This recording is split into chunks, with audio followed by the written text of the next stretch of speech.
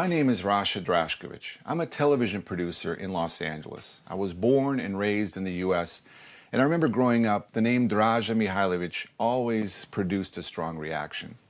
He was a hero in World War II, being the first to rise up against Hitler in occupied Europe. A Hollywood movie and a radio program starring Orson Welles praised his struggles. A recently found archival film of his Yugoslav army, popularly known as the Chetniks, showed them rescuing over 500 U.S. airmen behind enemy lines. But something turned after the war. He was no longer referred to as a hero, but as a villain, and worse yet, a traitor. Our film is an attempt to show you how the media influenced popular opinion, both for and against Mihailović. It's an examination of a man who was caught in the crossfire of history, so powerful that the mere mention of his name today provokes emotion. Jer počinjemo. Počinjemo. Kad je krenulo... Možemo slavo nebeška, sveti aranđeli, sveti Vasilij. Pomoć sebi da izdrži.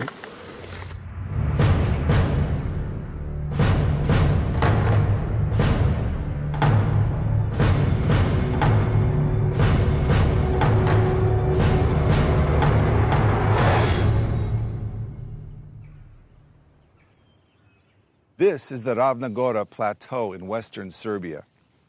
The history of this mountainous region is one of struggles against invaders. Not far from here, the Serbian army won the first big battle for the Allies in World War I. But in 1941, Serbia was part of Yugoslavia, which was overrun by the German army. Refusing to surrender, Colonel Mihailović came here in May with 26 men, soldiers from the Yugoslav army, who would soon become the largest resistance force in Europe.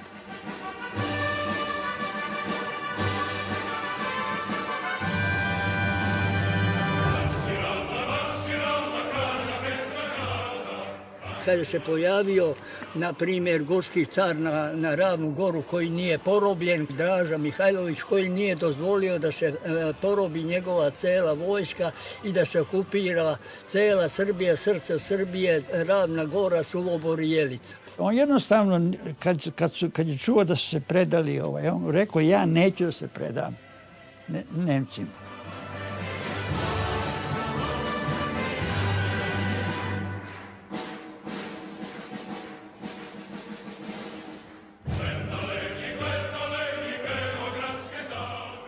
Officers of the Yugoslav army who refused to surrender to the Germans learn that Mihailović is in Ravna Gora and make contact with him.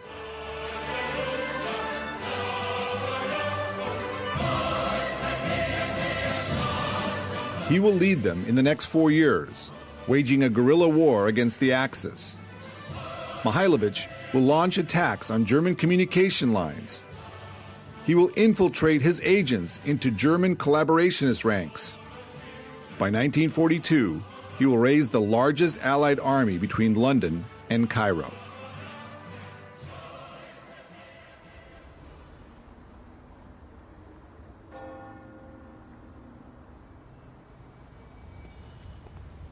Mihailović assigns Army Major Žarko Todorović to organize an underground resistance and gather intelligence in the capital city of Serbia and Yugoslavia.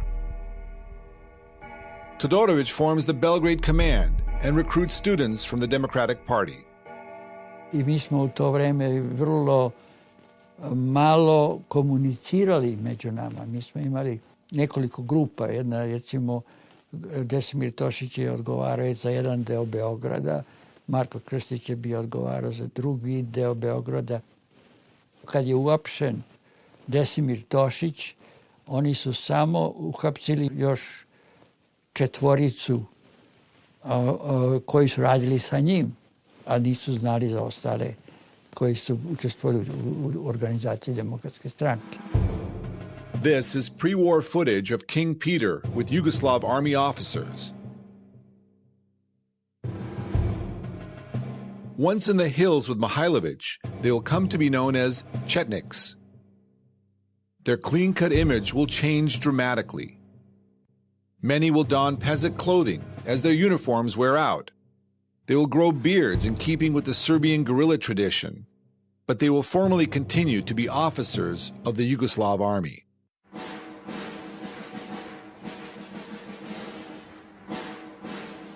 On je zadržao sve elemente funkcionisanja predratne vojske i prosto prema važećem pravilu službe i ratnom planu on je sebe smatrao kao jedan izdanak te vojske koji funkcioniše u gerilskim uslovima. Naziv je Jugoslovenska vojska i suština je u tome da se on nije menjao posle 6. aprila 1941. Suština je u tome da postoji kontinuitet i vojske i države i monarhije sve do 1945. godine. When the Yugoslav government went into exile and when it first arrived in London, they were treated as heroes because they had opposed the Axis. They had fomented a coup d'etat. They were seen as brave allies. In April of 1941, the Germans have one goal: to capture the 18-year-old King Peter. He evacuates to London and joins other exiled leaders, amongst them General Charles de Gaulle of France and General Władysław Sikorski of Poland. My people are being tested as they've never been tested before. They are resisting heroically under their gallant leader, Draža Mihailović. He was the first person to, as it were, show any sign of resistance within occupied Europe to Hitler. I mean, there'd been all that catalogue of German victories, and suddenly there was this little chap.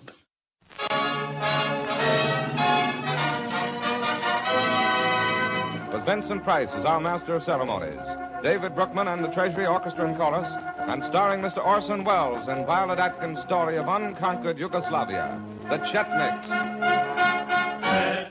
Termin četnik ima, dakle, dugu istorijsku tradiciju. To je termin koji je vezan za istorijski kontekst borbe srpskog naroda za oslobođenje. The Chetniks. In a gloomy forest back in the hills of Yugoslavia, a group of men stand in a half circle around their leader. On je posle Prvog svjetskog rata ušao i zvaničnu terminologiju kao izraz aktivnosti na onom prostoru koji je za poslednu neprijateljske okupatorske snage. I imali su četničke jedinice koje su bile udarne jedinice u našoj vojsci i imali su ove specijalne uniforme. To su bile jedinice za specijalne namene. Oni su preformirali nego što su komandosi britanski formirali nešto. To su jedinice koje su nastale kao potreba za vođenje specijalnih operacija u pozadini neprijatelja. Before the outbreak of the war, General Charles de Gaulle argued against the Maginot Line, a series of fortifications and tank obstacles as the French army's plan to stop the pending German attack. He was proven right. Germans overran France in a matter of weeks. Mihailović faced the same situation in Yugoslavia. He criticized the Yugoslav version of the Maginot Line. On je napravio jedan referat i podneo je ministarstvu vojske, a Milan Nedić je bio ministar vojske. I Milan Nedić njega osudi zbog toga na kućni zatvor. Nedić blocked Mihailović's promotion to rank of general in 1939, arguing that his guerrilla strategy undermines the Yugoslav Maginot defense against the Germans. In 1941, General Nedić will witness the failure of his Maginot concept. Došli smo u jednu vrlo zamršenu situaciju u kojoj su dva srpska oficira izabrala dva različita puta. General Nedić saradnje sa Nemcima, pri čemu je i on bio svestan da na kraju rata Nemci neće biti pobjednici i da će njemu biti suđeno. General Nedić, like Marshal Pétain in France, decides to yield to the Germans. On August 31st, 1941, he forms the Serbian government of national salvation, recognizing German authority.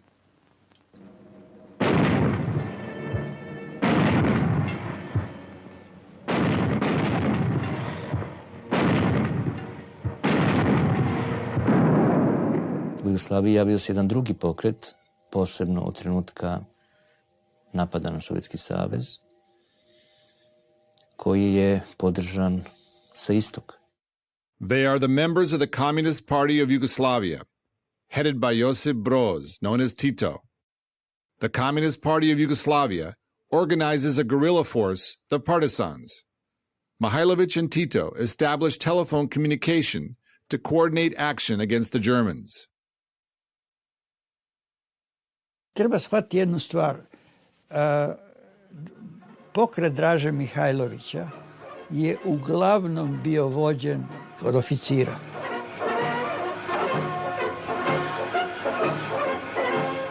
Tek sam izašao iz jugoslovenske vojske i među ti 20 mi smo udarili na rudnik da oslobodimo kad su pošli Nemci iz Topole prema Kragujevcu i tuna nam je jedan ranjen da manem rukom kroz usta i jedan nam je poginuo i od 18 nas vratili smo se onda i onda smo zarobili smo nekoliko oružje, dobili smo oružje i onda postala četa, pa posle postao je bataljon i od bataljona postali su korpusi.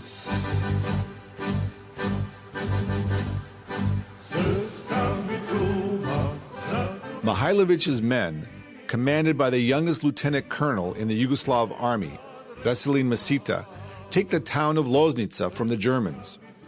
Mesita dies while charging German lines, but the first town in occupied Europe is liberated.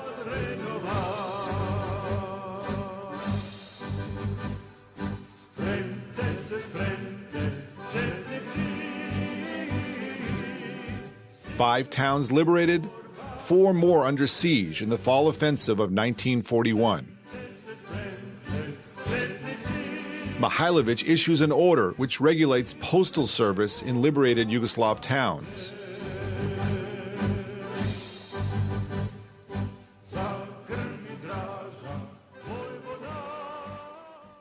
'41. godina na Čunjićima smo zajedno vodili borbu kad smo ubili 9 vojnika i 3 oficira.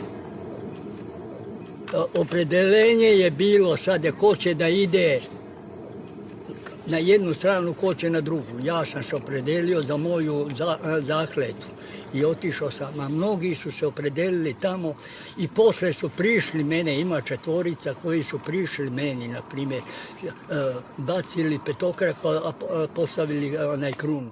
Tito je tada bio u stvari u neku ruku podređen, jer on je dolazio kod Draže u štab da pregovara, a ne Draža kod njega.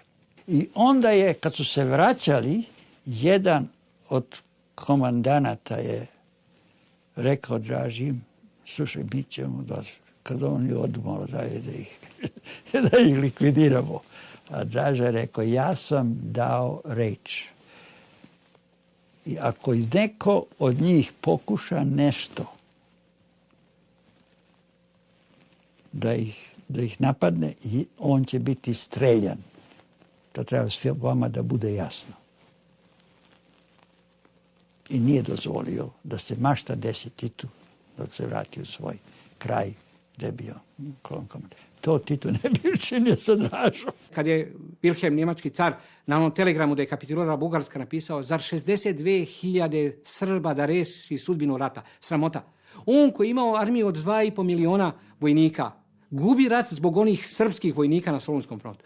Takvu ulogu je mogla Balkansko ratište da odigra i u Drugom svjetskom ratu. Nažalost, podeljenost u samoj zemlji doveli su do toga da se iscrpljujemo u međusobnom ratovanju, da većina gubitaka koje smo imali su u bratoubilačkom ratu, u građanskom ratu koji je bio među nas sami, a da je to omogućilo okupatoru relativno stabilan sistem okupacije, da iscrpljuje što je moguće više prirodne resurse iz ove zemlje i da ne angažuje svoje prvorazredne te elitne jedinice koje su mu bile potrebne za druge frontove. Stalin supported Mihailović and actually reprimanded Tito and said, you don't want to be making social revolutions. What you need to be doing is joining forces with the other resistance movement and fighting against the Axis. It's a long way to Tipperary. It's a long way to go. But it was not until about the September of 1941 that the first mission, which was with a chap called Bill Hudson, a South African, got through to Mihailović. Hudson's brief was to go into occupied Yugoslavia, find out who is resisting, report back on who is resisting, and support them in any way they could. On the eve of the war, Prime Minister Winston Churchill created a special operations agency whose mission was to encourage sabotage and resistance in occupied Europe. The policy of the SOE was that these various places in occupied Europe would have their secret armies, which would be lying low. And this was why the British Army, certainly in 1941 and early 1942, were in favour of Mihailović lying low and not risking.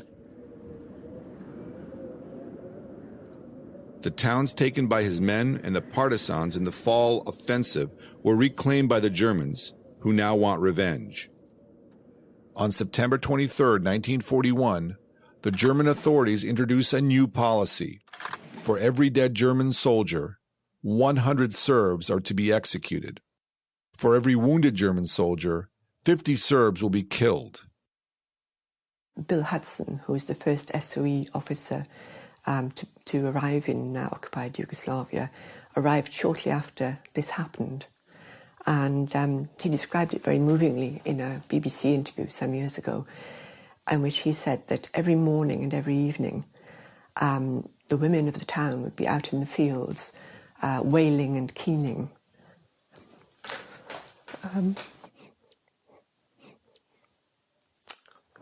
I'm terribly sorry.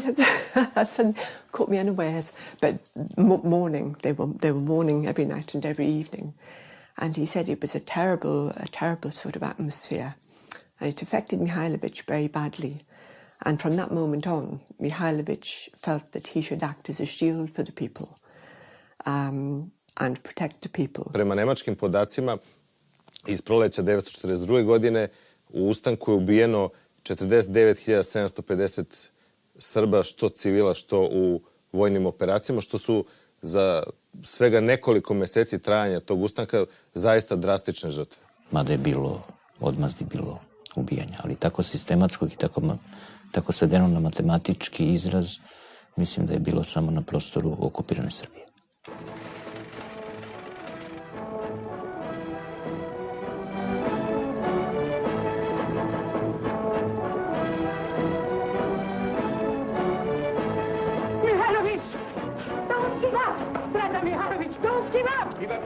In an effort to stop the reprisals, Mihailović offers to meet with the representatives of the German army. He arrives to the meeting accompanied by his assistant, Major Alexander Misic.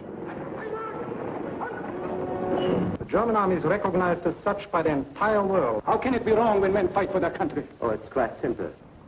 We have the right to execute every guerrilla we capture. As well as the right to starve defenseless women and children? It's no use discussing human decencies with them, Draža. Give them the ultimatum and let's get out of here. Mihailović is faced with a demand for unconditional surrender. He refuses and immediately notifies London. However, he asks the Germans to give him time to contact his commanders and relay the offer to them, aware that the German army is actually preparing for an assault. 3 weeks after the meeting, the Germans launch Operation codenamed Mihailović.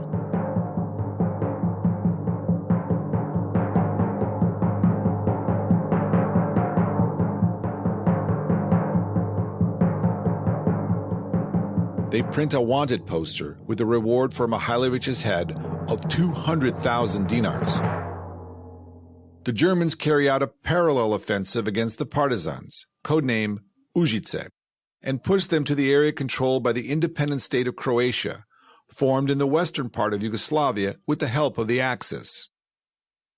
Recimo Aleksandar Mišić, kod koga je Draža otišao na Ravnu goru. Draža je otišao u kuću Vojvode Živojina Mišića, a ne na Ravnu goru, zato što je ona posebno važna. The Germans surround Mihailović's headquarters in a house in the village of Struganik. A man comes out, surrenders, and introduces himself as Dragoljub Mihailović. But this man wasn't Draža.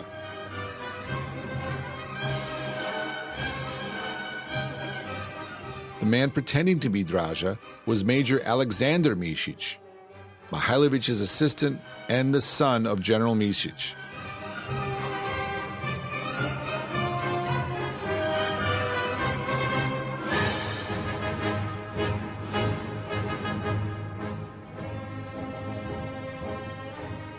The Germans take Mišić to prison camp, convinced they have captured Mihailović. Major Mišić's sacrifice allows Mihailović to escape unnoticed.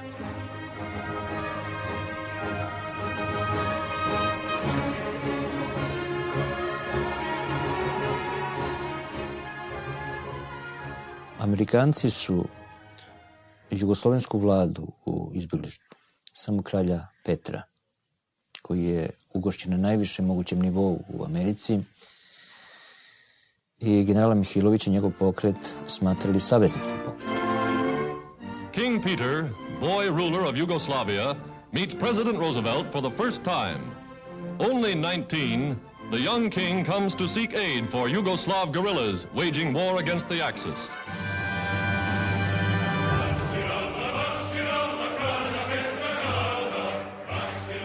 Mihailović not only survives the December offensive, but comes out stronger, raising a massive army in the spring of 1942. A system of radio stations is established, which allows him to command troops across Yugoslavia. He is promoted to the rank of general and appointed as the chief of staff of the Yugoslav army by King Peter and the Yugoslav government. It was at the behest of the British that the Yugoslav government in exile appointed Mihailović as their Minister of War. And the British gradually began to see Mihailović as the most important element, much more important than the exiled government.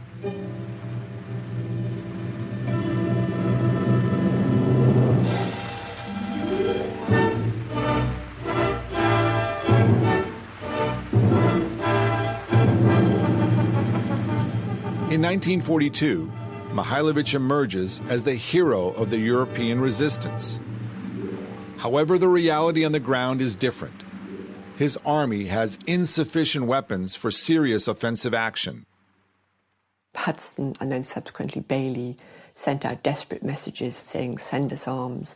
If you can send enough arms, Mihailović can raise thousands of people, but you need the arms to supply them for resistance, and also to show them that we're serious, to demonstrate to Mihailović that we really mean that we want to support him. I know that there were commitments made by Roosevelt at the time. I felt as though events subsequent to that sort of overran those commitments. It was largely symbolic. We weren't in a position at the time to follow up much in the way of material support to the resistance. In fact, it will be some time before we can do that. Mihailović has to avoid action against the Germans because of reprisals. He has no weapons coming from the British. It is time he uses his pre-war nemesis, Nedić.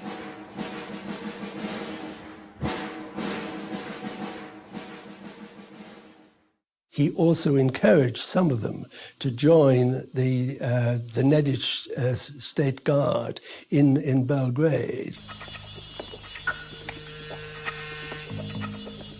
Zato što je to jedini način da on pribavi ne samo oružje, nego i informacije. He was very, very careful and very adamant when he was instructing his own people to do this, that they should always bear in mind that they were his people, not Nedić Chetniks, and that when he gave the signal, they were to desert Nedić and come to him in time for the general rising. Još jedan izvor oružja, a to je bilo više 42. godine, je bio od strane Srpske državne straže,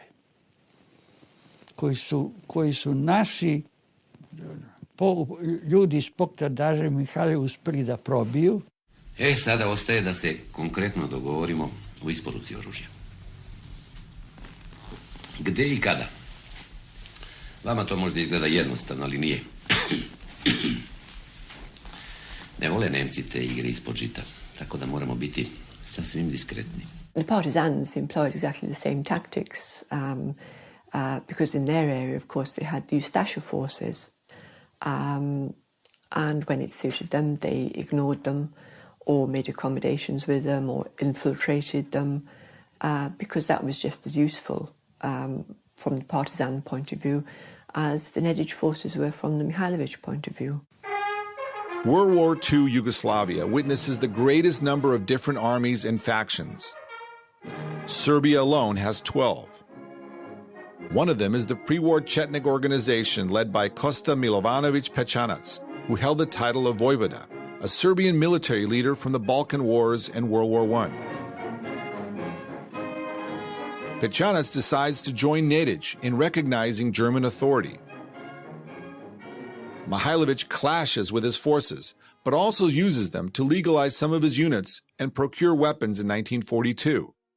Prisustvo tih četnika, dakle vladinih ili nacionalnih, onih četnika koji su u službi okupatora, dalo mogućnost Mihailovićevoj organizaciji da preživi nemački napad decembra 1941. godine i da se deo njegovih snaga, kako se kaže, legalizuje kroz ove snage. Ali to je bilo samo tokom zime 1942. godine.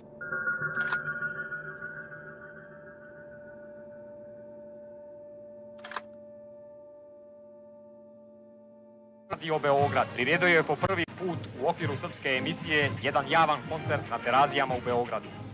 Svira nemačka vojna muzika. The hit song of World War II, Lili Marlene, is launched by Radio Belgrade, played on a rare vinyl record brought by a German officer. General Erwin Rommel, commander of the Africa Corps, telegraphs Belgrade, requesting the song be played more often. It becomes the signature song of his unit, but something else coming from Serbia will bear upon the Africa Corps.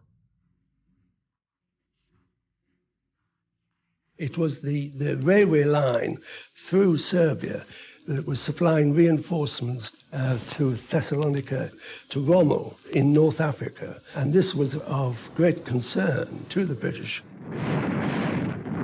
1,500 miles away in North Africa. The battle at El Alamein is entering a critical stage. Rommel's Africa Corps is now facing General Bernard Montgomery and the British 8th Army. Tražili su da im daje izveštaje šta tačno ide za Afriku. Koje uniforme Nemci voze, koje trupe, koje naoružanje. Kolega Aleksandar Dinčić pronašao je nemački izveštaj.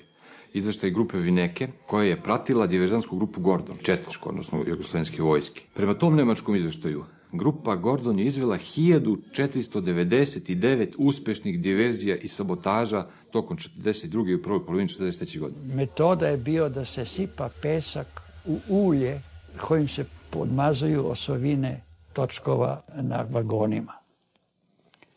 Posle izvesnog vremena ti točkovi se toliko usijaju da se počnu da tope. Ti vagoni ne vrede ništa više.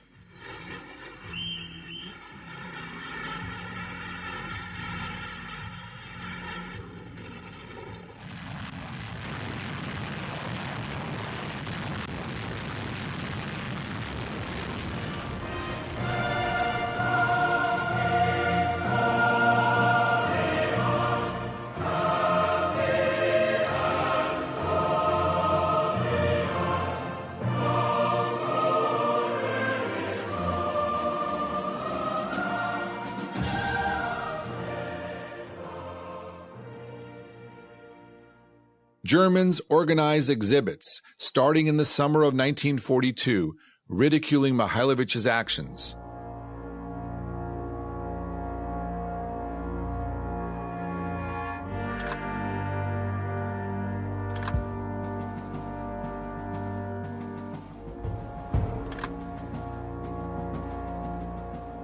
Adolf Hitler sends Heinrich Himmler, the Reichsfuhrer of the elite SS Corps, and the Minister of the Interior to Yugoslavia. Himmler arrives in Kraljevo on October 15, 1942, to inaugurate the SS Prinz Eugen Division, whose first mission is to attack Mihailović's troops located on Kopaonik, the tallest mountain in Serbia. As head of the Gestapo, the German state security, Himmler oversees the mass arrests of Mihailović's agents who have infiltrated with Nedić and Pečanac.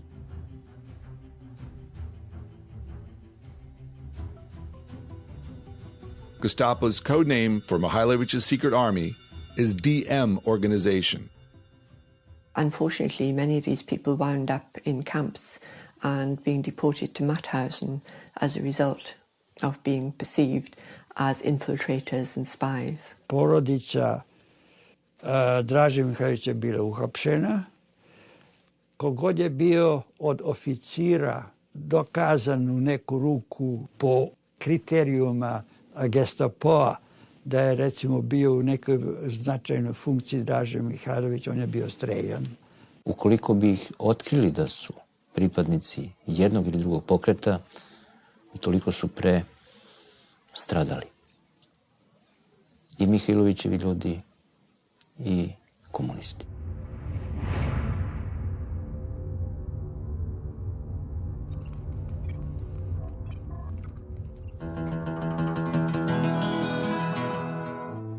Adio mare, adio ljubavi, za navek idem, zaboravi. Adio mare. Jer većina pohapšenih u Beogradu su bili DM organizacija. Ne zato što je DM organizacija u Jugoslaviji bila mnogo veća nego što je organizacija partizanska, nego iz prostog razloga što Beograd nije bio centar partizanske aktivnosti, dok je Beograd bio vrlo važan punkt organizacije Draže Mihailovića. Despite arresting thousands of DM operatives, the Gestapo cannot catch the man responsible for supplying key intelligence to Mihailović via a secret radio transmitter located in Belgrade.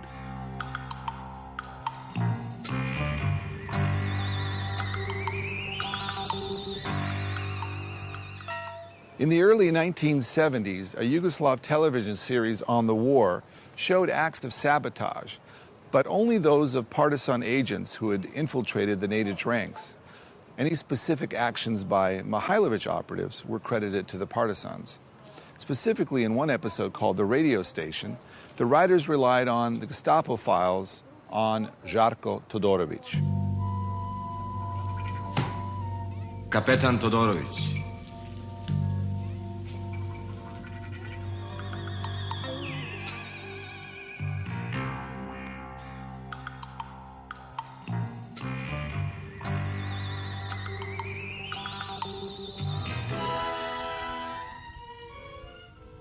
Fellow Americans. The U.S. government sponsored war propaganda films made by Hollywood. They supported all allies, including Yugoslavia, with Mihailović as a focal point. Comic books offered stories of the general and his brave men to the American public, describing him as the Yugoslav MacArthur. One such comic shows him in a triumvirate, alongside Admiral Bulkley, the torpedo boat hero of the Pacific, and baseball star Lou Gehrig. Perhaps the most interesting is the participation of Orson Welles as voice actor and Vincent Price as narrator in a radio program called Chetniks, sponsored by the Department of Defense. Welles is coming off the success of Citizen Kane and his radio drama War of the Worlds. You are now each of you a member of the Chetniks. There is no life for you now but implacable war on the Nazis.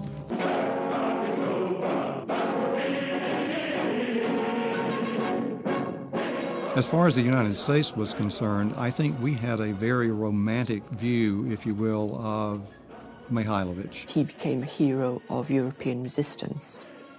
And, it cheered people up. It made people feel that there was a bit of light at the end of the tunnel. U tom smislu razvila se i propaganda o herojstvu, o mitskim borbama, o Jugoslovenima koji u planinama ratuju sa nemačkom silom i tako dalje. What his activities were exaggerated, but that helped because at the time good news was such a premium and people like Churchill enthused about it. For his efforts in fighting the Axis, Time magazine nominates Mihailović for Man of the Year in 1942. And so both Mihailović and the Yugoslav government appealed to the BBC and to other media to tone down this tremendous amount of publicity. I think I said in the book, the last thing a secret army needs is a worldwide advertising campaign. The movie Chetniks, The Fighting Guerrillas, starring Philip Dorn as Mihailović, was produced in 1943 by the 20th Century Fox Studios here in Los Angeles. It was the culmination of propaganda. The movie premiered in Chicago in April of 1943, and Mayor Edward Kelly proclaimed that day Chetnik Day in honor of Mihailović. At the same time, the British had their movie called Chetnik being produced at the Ealing Studios in London. However, at the moment of all this glorification, one of Mihailović's allies decides to accuse him of collaboration. The Soviet Union actually offered the Yugoslav government in exile to send in a mission with a Soviet officer to join Mihailović, which the Yugoslav government was quite enthusiastic about it. However, the British were not very keen on the idea of a Soviet agent being dropped into Mihailović for a number of reasons, predominantly probably because the British felt it was their show. They wanted to be in charge and they didn't want the Soviet Union interfering with it. In much the same ways later on, they were not terribly keen on the Americans interfering in Yugoslavia. Anticipating a political divide with the Western Allies, the Soviets continue to support Tito as their ideological protege, but abandon their ally Mihailović and decide to treat his infiltration tactics as collaboration. Braćo četnici, čujte me! Sad je tren da trgnemo mačeve. Jest! Trenutak odluke pred nama. Zajedno sa nemačkim snagama. All right, let's stop the film. Zadaćemo im smrtni udar. After the war, two blockbuster movies filmed in Yugoslavia, starring Orson Welles and Richard Burton, played a major role in shaping public opinion.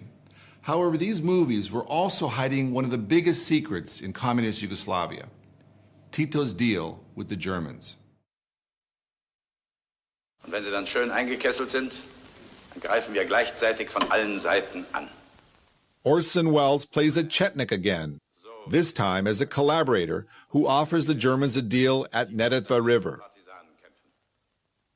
In reality, it is the partisans who offer the Germans a deal, in anticipation of an Allied landing. An Allied invasion was Tito's greatest fear, because if an Allied invasion happened, then it would give the opportunity for Mihailović, who had far more forces than he had, to become prominent.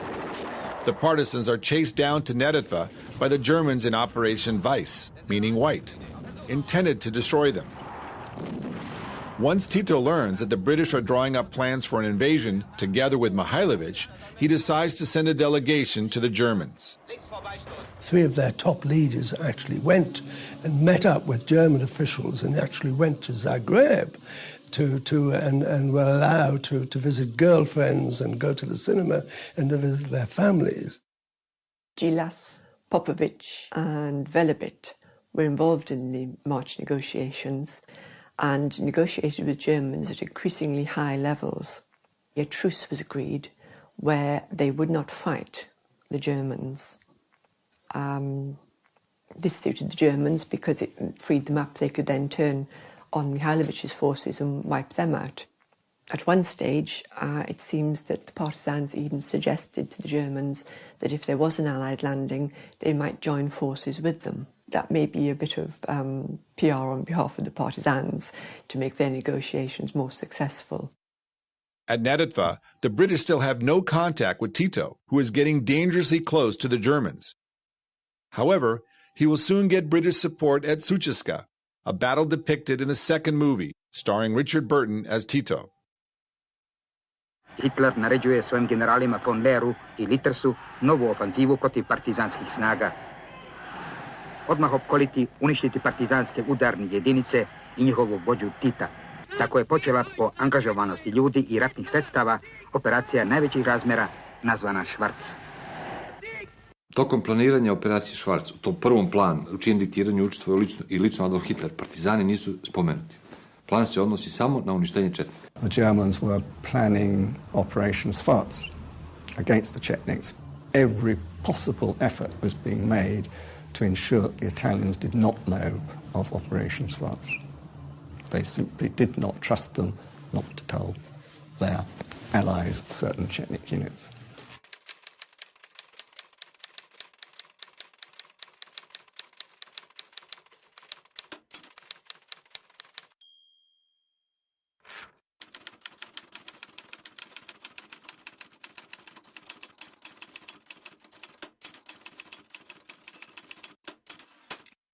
The secret covered up by Tito after the war is that Operation Schwarz, or Black, was initially planned against Mihailović.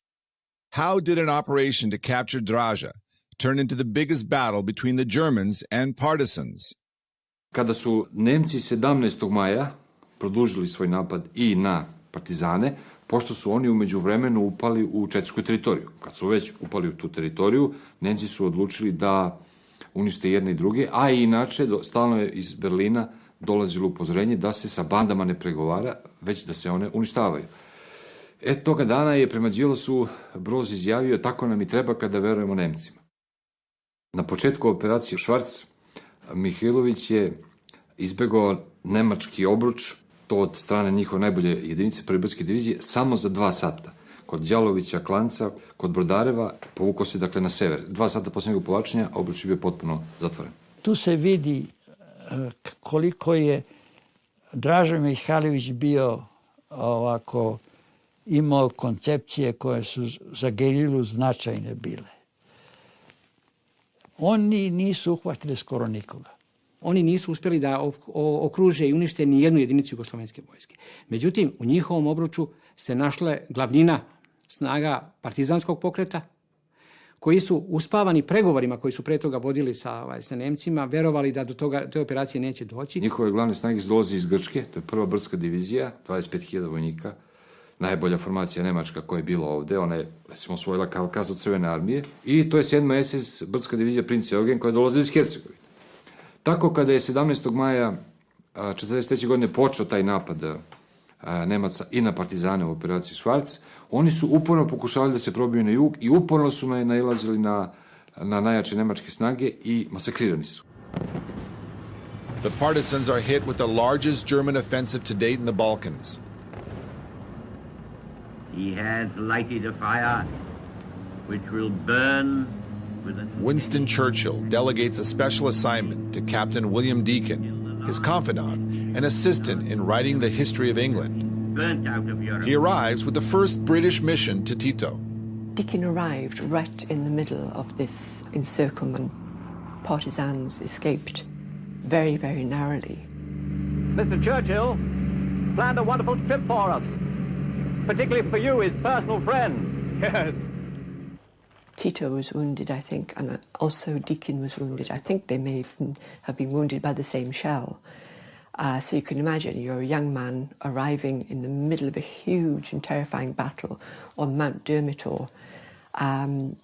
It left a very strong impression on Deacon. You're going to associate yourself with the people. You form friendships. It's natural. It's a normal human behavior. He didn't meet Chetniks. He didn't meet Mihailović. Manji deo jedinica sa rukovodstvom, sa Josipom Brozom i delom tog vrhovnog štaba uspeo je da se izvuče žestokom borbom, junačkom. Oni su na Balinovcu probili obruč i uspeli su da se izvuku iz toga. Ali su u obruču ostale većina jedinica, ostale je centralna bolnica, ostali su ranjenici, ostale negde oko, po nemačkim izveštajima, oko 5700 izbrojanih leševa i oko 4000 procenjenih, tako da su bili strašni gubici, potpuno neprimjereni prema gubicima nemačkim i angažovanih snaga pod njihovom komandom, koji su oko 500 gubitaka imali u toj operaciji.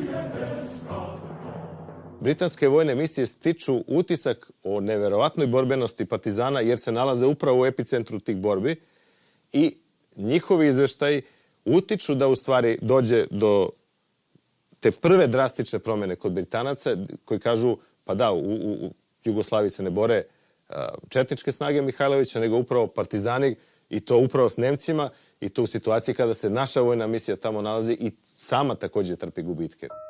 Vladimir Velebit who reached an agreement with the Germans several months earlier, convinces Deakin that Mihailović is a German collaborator. It's rather ironic that it was actually Velebit who had been one of Tito's negotiators, parleying with the Germans during the March negotiations.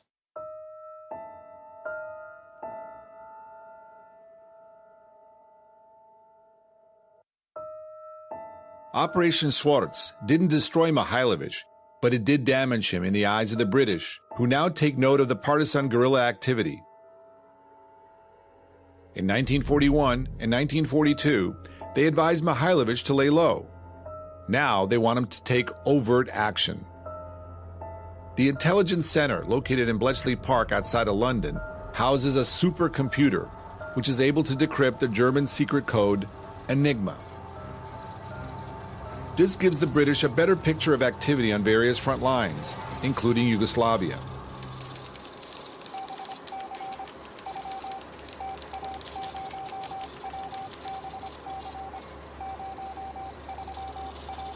Reports from Bletchley Park add weight to Deakin's dispatches from Suceska.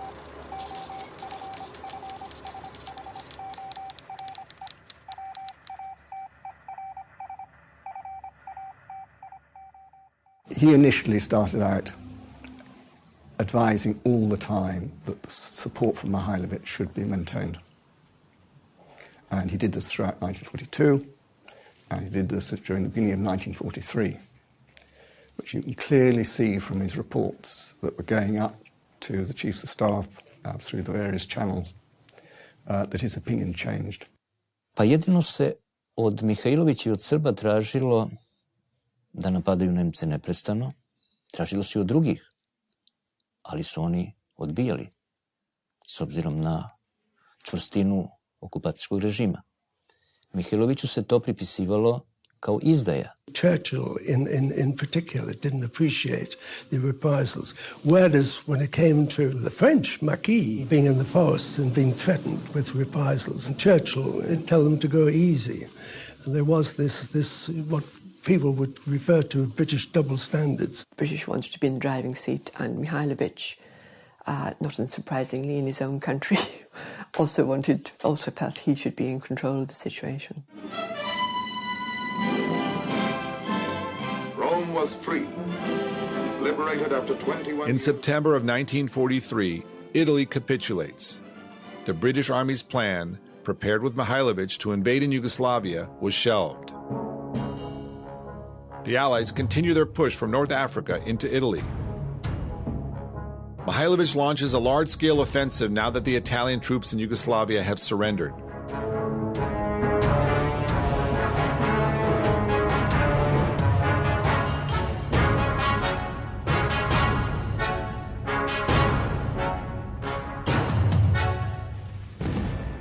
Recently discovered documents from the Bundesarchive show that the offensive's ultimate goal was Sarajevo, held by the Germans and the independent state of Croatia forces, the Ustashi. In spite of the now tense relations with the British, SOE paratroopers, commanded by Brigadier Armstrong, the new head of the British mission to Mihailović, participate in the offensive, fighting alongside Chetniks. Kao vojvoda Rudničkog korpusa, na primjer, ja sam tu moju zastavu nosio do Goražde i kad je to sve popadalo, ostalo u krvi, na primjer, i onda jedan mi je moje trojka je pratila moju zastavu, dvojica su mi ostali živi, jedan mi je poginuo, zastava mi je sva bila kao šito izbušena. Kad je najveća borba bivala, a ja pored stroja vičem hrabro, braćo za kralja i otrčim.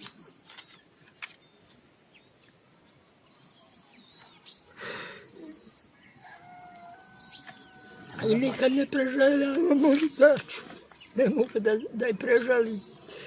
I onda vidim, ostado, izgibe to sve, osta u krvi. Drina već postaje krvava, nije više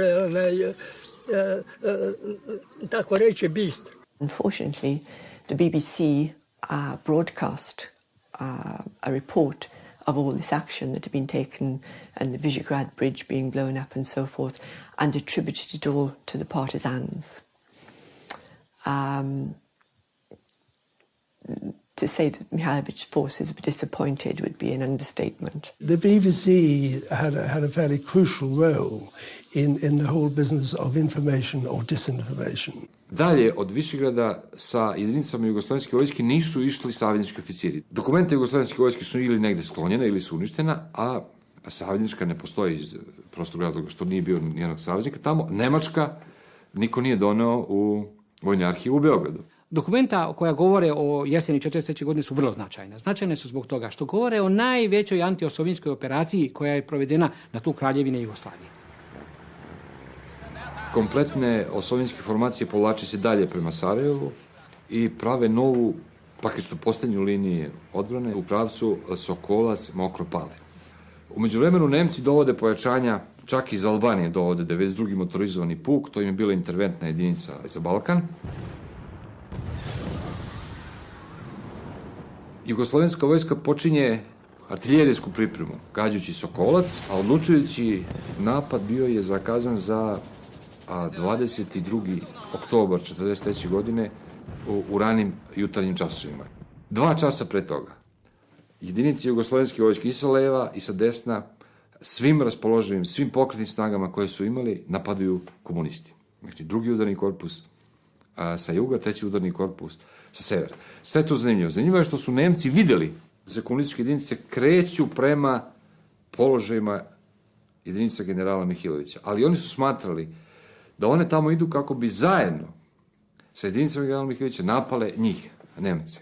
Zašto su Nemci tako mislili? Zašto su bili naivni? Zato što su videli da i kod jednih i kod drugih postoje engleske vojne misije. I oni su bili ubeđeni da su one engleske vojne misije kod formacije komunističke partije i one engleske vojne misije kod jugoslovenske vojske uspele da izglade stvar, da sve staje pod jednu komandu i da njih zajedno napadu. Kada su od 22. oktobru zoru Ustaši javile da partizani sa leđa napadaju jugoslovensku vojsku i da je front jugoslovenske vojske slomljen, da je napad na Ustaše prestao, Nemci nisu verovali. 2 dana Nemci nisu poverovali da su partizani zapravo svim svojim snagama udarili u leđa četnicima. Ali to je bilo tako.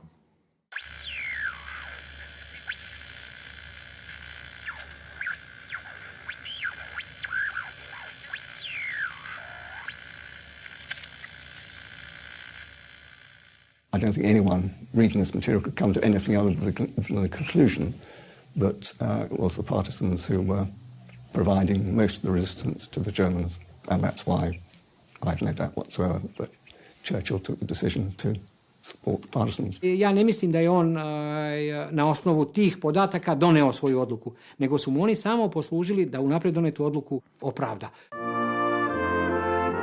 American President Woodrow Wilson was the greatest advocate of the creation of Yugoslavia at the end of World War I. My grandfather, Milorad Drašković, was the signatory of the Declaration for the Creation of Yugoslavia and a minister in the first government. Conceived as an ideal state which will unify all southern Slavs, Yugoslavia proved to be costly in World War II.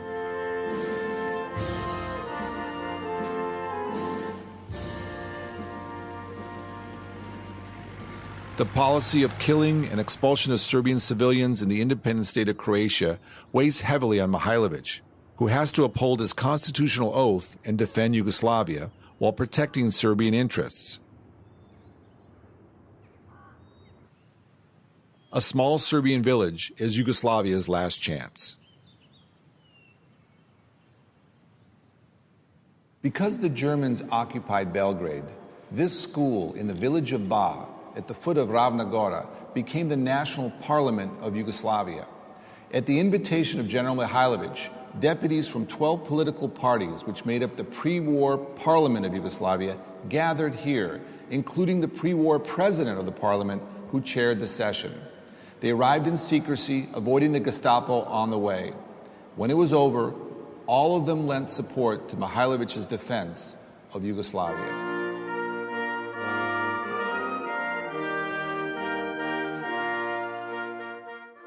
Oni su govorili da treba Srbija da bude od Đevđelije do srpskih Moravica. Bili su ekstremni nacionalisti, dok smo mi bili za demokratiju i istovremeno smo bili da se održi Jugoslavija, da se kažne svi oni koji su učinili zločine, ali da se održi Jugoslavija kao država. There were still suggestions all the time that perhaps there could be spheres of influence, where the Chetniks would have their sphere of influence there and the partisan, and they would just steer clear of each other. But by the end of 1943, Churchill took the decision, no, it's not going to work.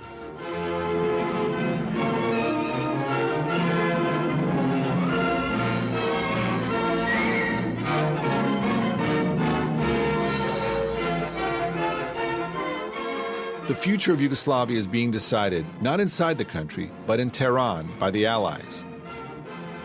Tehran also signals the first glimpse of the post-war order.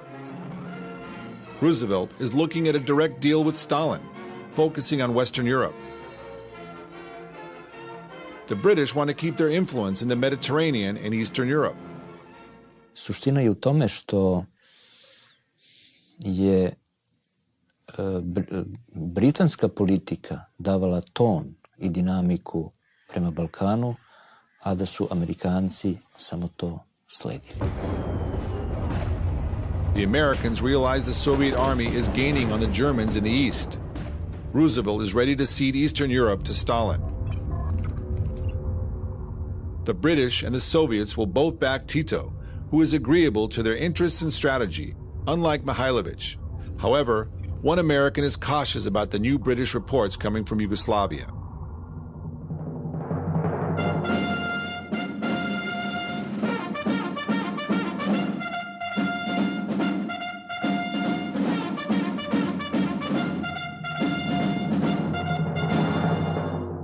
The head of the Office of Strategic Services, General Bill Donovan, sends the first American mission to Mihailović, headed by Lieutenant Colonel Seitz and Captain Mansfield.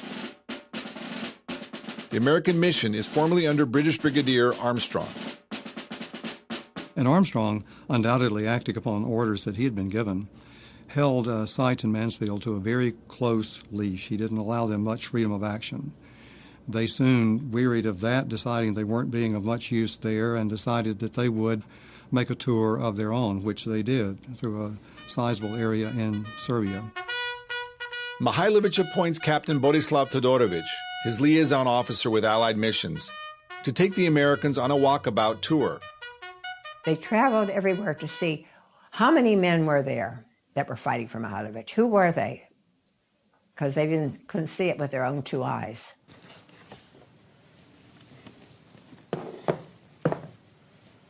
In late 1943, U.S. Captain Walter Mansfield spent months with General Mihailović and his staff, writing down his observations for his report. Here are just a few of his excerpts. There is complete distrust of the British by Mihailović and his leaders, who feel the British have sold them down the river to Stalin. Another excerpt.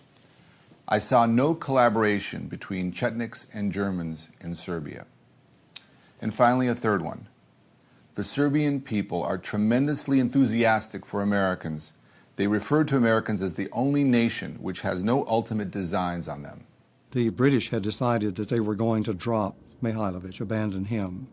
Donovan resisted that. He did not favor doing that. And when he stated his objections to that, he attached a copy of Mansfield's report to his objection to, in effect, support the idea that we should not abandon Mihailović or withdraw the missions from Serbia. Mihailović wanted Bora to go to Roosevelt and ask for help. Ahead of us are much bigger fights. We and our allies will go into them as we went into Sicily, together. And we shall carry on together. After submitting their reports to Donovan, Seitz, Mansfield, and Todorović are presented with a gift from President Roosevelt. It was about that time when the Four Freedoms had been printed, which I had the original, in Serbian. Roosevelt had done it in Serbian. And he personally gave the Four Freedoms to be given to Mihailović. The Four Freedoms were painted by the American artist Norman Rockwell and published in a special edition of the Saturday Evening Post. They symbolize freedom of speech, freedom of worship, freedom from want, and freedom from fear. But while he gifts Draža with art, Roosevelt sends weapons to Tito using American planes stationed in Italy. In spite of Donovan's favorable view of Mihailović, Roosevelt follows Churchill's lead on Yugoslavia. Admiral Bulkley, who once graced the same comic book cover with Draža, is sent to help the partisans, who are now on the Adriatic coast. He is accompanied by the great American director John Ford. In Ford's authorized biography, Bulkley testifies as to American split loyalties, quote, Ford was anti-communist and supported Tito's rival Mihailović. Tito was a full-blown commie. Mihailović was the good guy, unquote. One of the most outspoken officers from OSS who went into the partisan side and who was very openly pro-partisan was the movie actor Sterling Hayden. In his initial report, very flattering about the partisan movement. Even he came to view later, and he said that the idea that there is liberated territory in Yugoslavia by the partisans is, in his words, pure bunkum. That's his phrase. Not a military phrase, but that's his phrase. So the idea that Tito is the liberator of Yugoslavia, I think, flies in the face of the evidence that is there.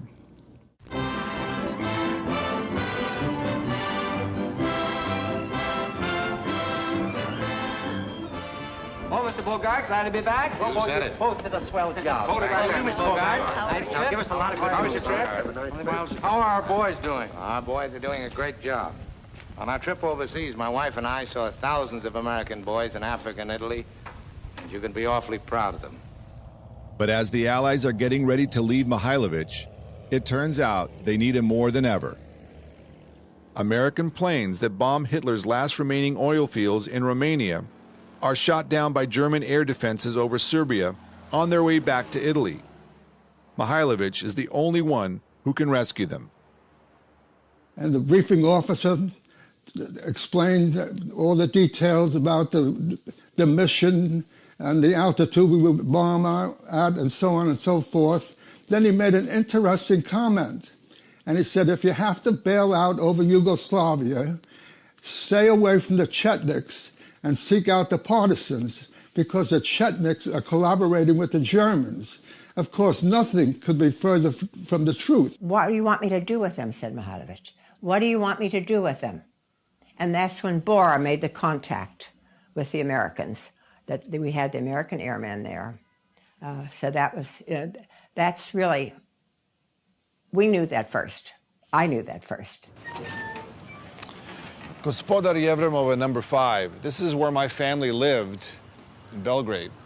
In 1944, my father left here to go to Ravna Gora to join with Mihailović. And he was there during the rescue of the airmen. Years later in the U.S., he met the man responsible for that rescue, George Vujnović. This was the last interview he ever gave. U Bari sam postao šef za operacije. Za sve te avione I podučavanje I treniranje I sve planovi. It was just so well planned by George Vujnović. He was the architect of this great escape. Kad su Englezi to saznali, oni su rekli Churchill da ne može da Vujnović ide kod Draže. I ja sam onda išao tomu generalu čiji su to vojnici bili I kaže, ja ne mogu ništa da radim, jer to je englesko područje. Ja kažem, to su vaši vojnici. Da li su to engleska komanda tamo, to ne je ferma. I on je rekao, ja ću onda poslati avione da ih skupi. By mid-1944, hundreds of U.S. airmen are gathered by Mihailović's commanders from across Yugoslavia and dispatched to his headquarters near Ravna Gora for the airlift. The operation, codenamed Halyard, was classified until recently. Halyard is significant for another reason. The Americans had a camera crew filming the operation. It is the only footage of Mihailović shot during the war.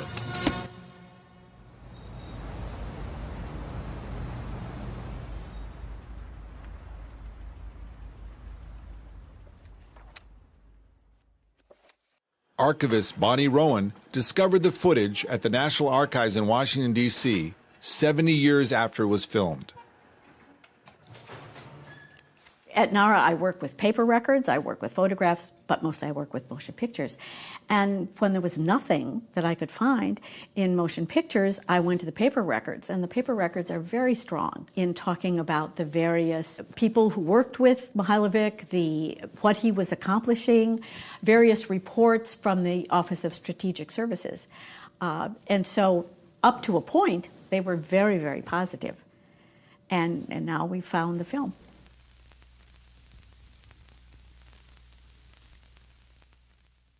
As the Americans are arriving, the last representative of the British mission leaves Mihailović's headquarters. It was a very meticulous combing through of many different film reels before we actually uncovered these particular shots.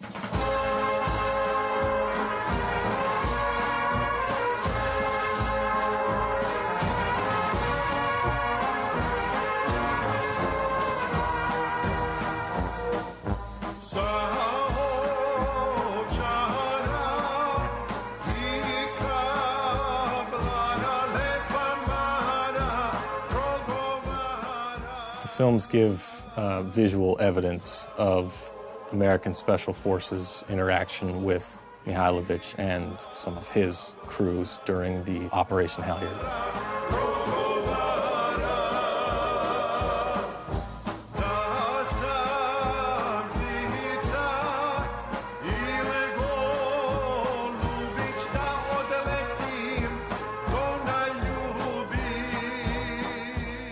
A 10-year-old boy comes running up yelling, Nemci, which meant Germans. So the Chetnik that was with me handed me a homemade hand grenade. I don't know whether I was more frightened of the hand grenade or the Germans. And we went up into the hills, and 2 minutes later the Germans came by, 2 truckloads.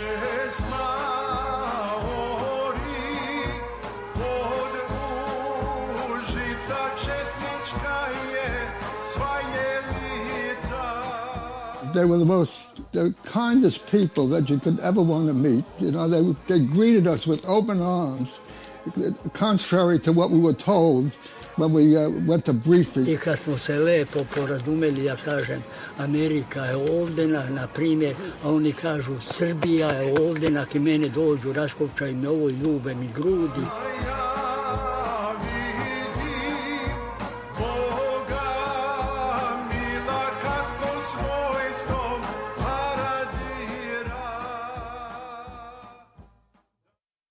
In spite of support from political parties in the country and from the government in exile, Mihailović receives a blow from which Serbia and Yugoslavia never recover. On September 6, 1944, the general and his Chetniks wait for the annual King's birthday speech broadcast on BBC. But the king does not speak that day, a sign that something is wrong. He makes the speech 6 days later, but the subject matter is anything but celebratory. Under pressure from Churchill, the now 21-year-old King Peter publicly disavows General Mihailović and throws his support behind Tito. Saznali smo u Bosni, kad sam ja rekao kralju Petre, ako si ovo rekao, izdao ovaj proglas, što se nisi ubio, nego si Srbiju sranio.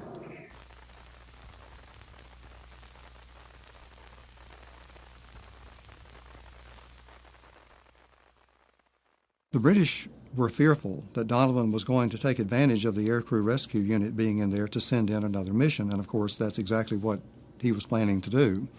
And he did it in a way to keep it secret from the British or anyone else for that matter.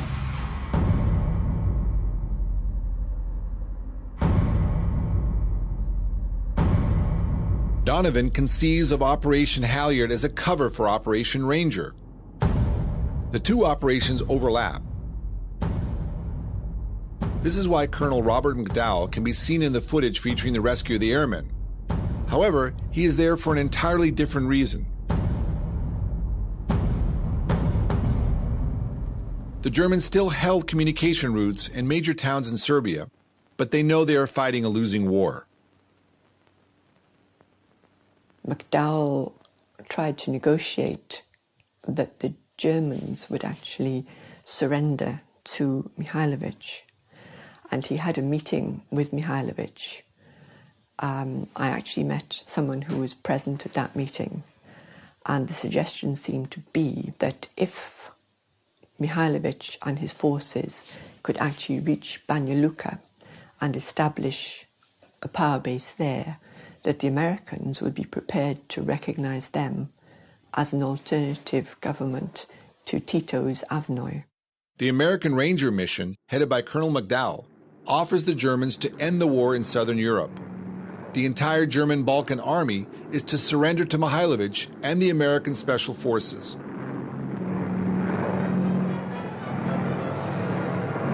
They had plans of using the Chetnik headquarters as a home base to send units into Eastern European countries.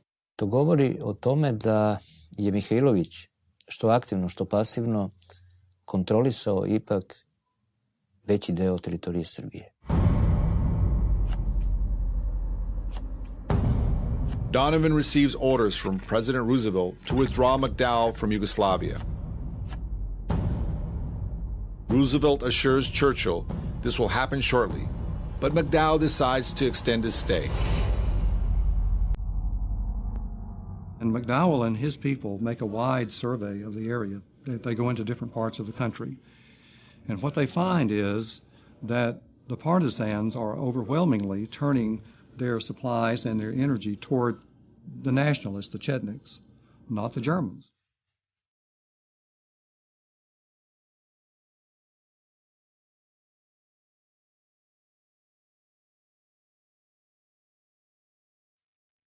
Tito tries to reach Serbia and meet the advancing Red Army. But the Soviets are first met by Mihailović's men on the Danube.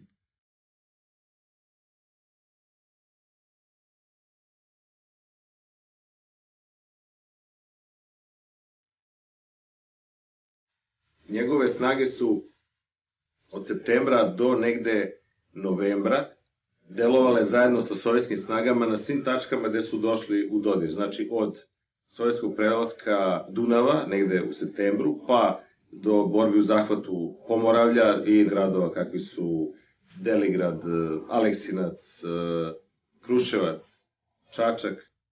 Mihailović's troops liberate Kruševac on October 14, 1944. The Soviet envoy, Major Prunyan, and the American envoy, Lieutenant Kramer, greet the Chetniks alongside cheering crowds.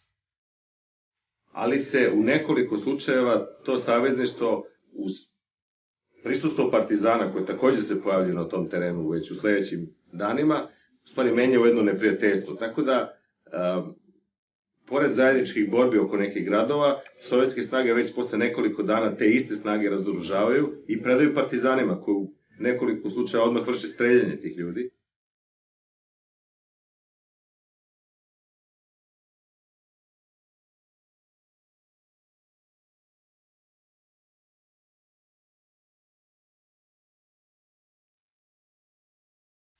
O tome postoje jasne analize koje pokazuju da bi pokret otpora bio mnogo efikasniji da je vođen pod jedinstvenom komandom, da je bio koordinisan sa ostalim snagama antifašističke koalicije i da je iskoristio prave trenutke za otpor.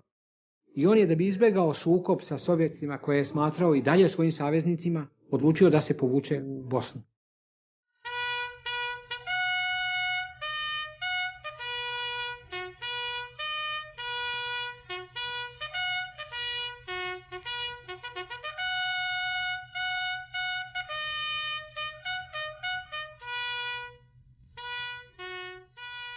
On December 27, 1944, the last group of Americans are airlifted with Mihailović's help.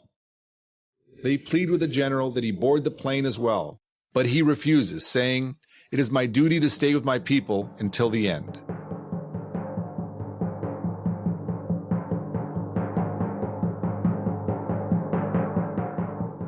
Američka praktičnost da dođu do cilja najjednostavnijim putem i na najkraći mogući način, u stvari pobedila sve ostale strategije koje su predlagali Britanci, a koje su uglavnom imali kontekst možda čak i Prvog svjetskog rata. Znači dejstvo iz Mediterana nekako u središte Evrope. Amerikanci su procenili da je to najefikasnije ako se učini od severa Francuske direktno u srce Trećeg rajha.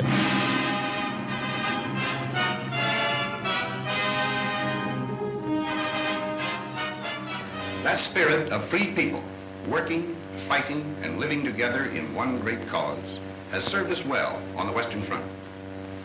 We in the field pray that that spirit of comradeship will persist forever among the free peoples of the United Nations.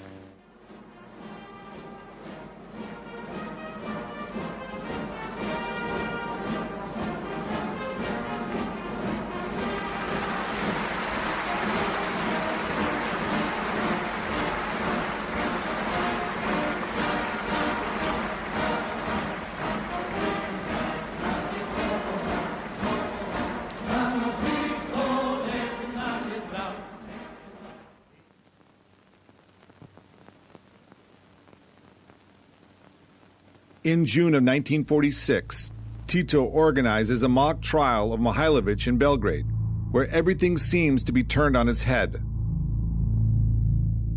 The prosecutor claims partisans were the first to attack the Germans, not the Chetniks at Loznica.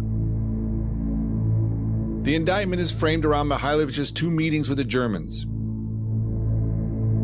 In 1941, he met with them to stop the reprisals. Following the meeting, the Germans launched an offensive against him. In 1944, he met the Germans to accept their offer to surrender. However, the prosecution portrays these meetings as proof that he was a collaborator from the beginning to the end of the war. Infiltration with Natish forces and Chetnik agreements with Italians, which were encouraged by the SOE, are labeled collaboration. Mihailović's Yugoslav army officers, the only ones who did not surrender to the Germans in 1941, are proclaimed German collaborators.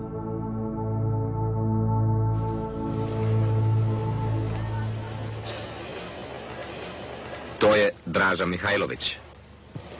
Bio je osnivač četničkog pokreta pod prividnom tezom da okuplja snage protiv okupatora. A kada je Komunistička partija Jugoslavije pozvala narod na ustanak, on je stupio u saradnju sa nemačkim i italijanskim okupatorima. The Cold War is starting, and the trial witnesses unexpected, bizarre moments.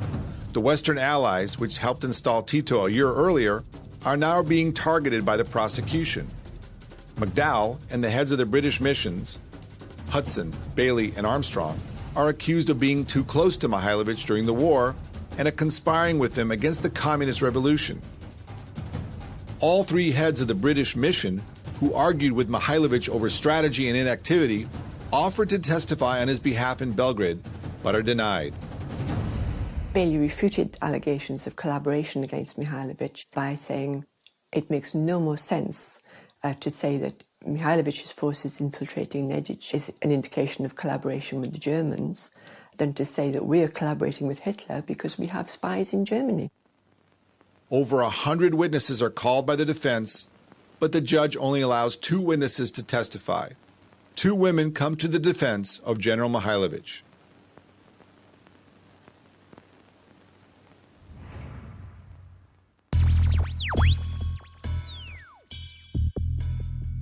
The film of Mihailović's trial is the first theatrically distributed Yugoslav production after the war. It will play a key role in the creation of a new ideology, providing the blueprint for numerous World War II movies filmed during Tito's rule. Nearly all of them show partisans as heroes and Chetniks as collaborators and war criminals.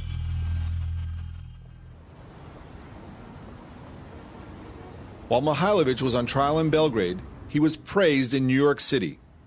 American journalist Dorothy Thompson organized a commission for a fair trial of General Mihailović, which held a week-long series of hearings examining evidence in Mihailović's favor. The New York County Lawyers Association opened its doors to have the hearings held here from May 13th to 18th of 1946.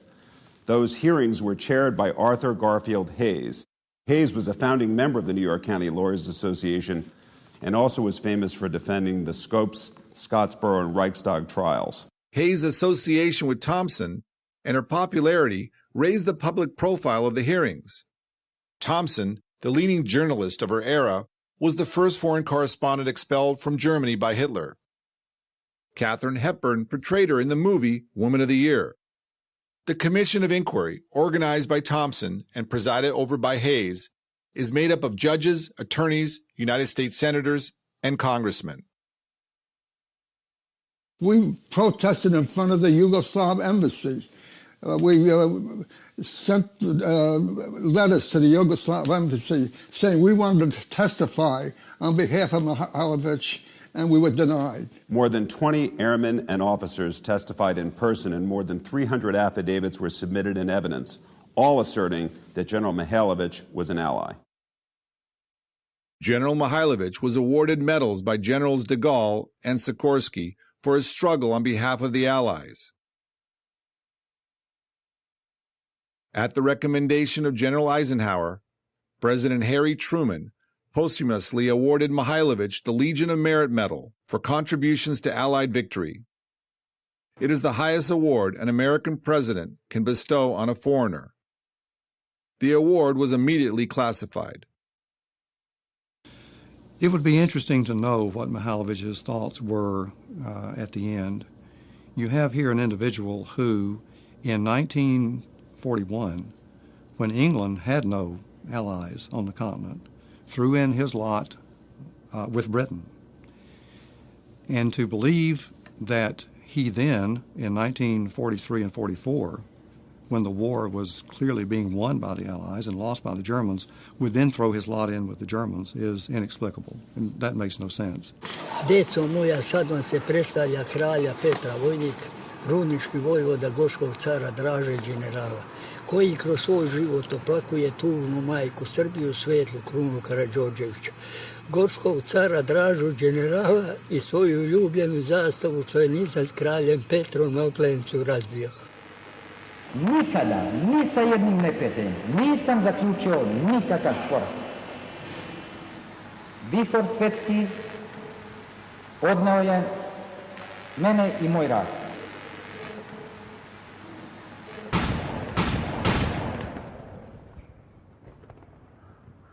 In his final statement, General Mihailović's voice was calm and resolute.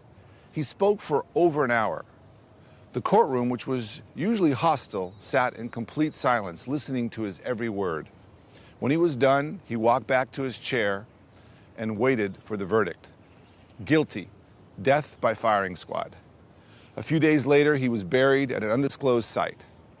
Mihailović's Yugoslavia was sold to Stalin.